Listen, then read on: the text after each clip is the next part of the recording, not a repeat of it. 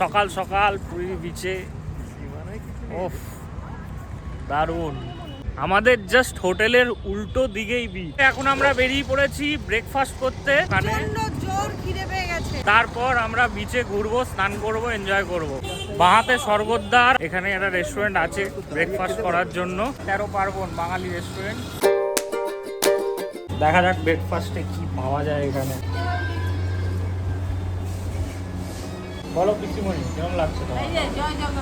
হ্যাঁ, তুমি চশমাটা পরে নাও তাহলে। চশমাটা পরে জিজ্ঞেস করুন। ও ওয়াও, বিউটিফুল।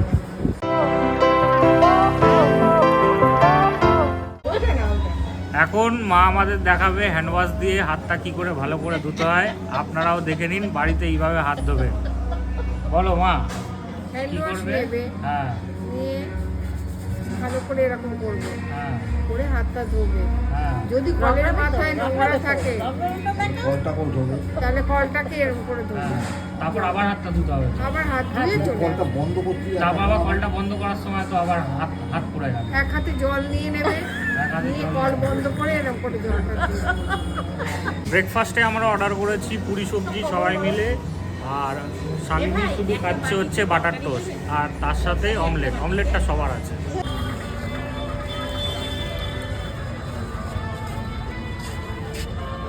ভালো হয়েছে। আরেকটা লেবু চা দেবে? না, ও বলেছে লেবু লঙ্কা চা। লেবু লঙ্কা চা। এরকম অটোতে আগে কোনোদিন উঠিনি। আমরা কজন আছি, 60 জন মিলে একটা অটোতে উঠেছি। দেখো একটা সরু সিটে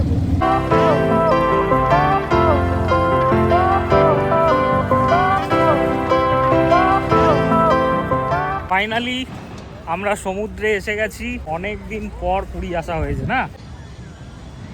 এখানে বসার ব্যবস্থাও রয়েছে সুন্দর।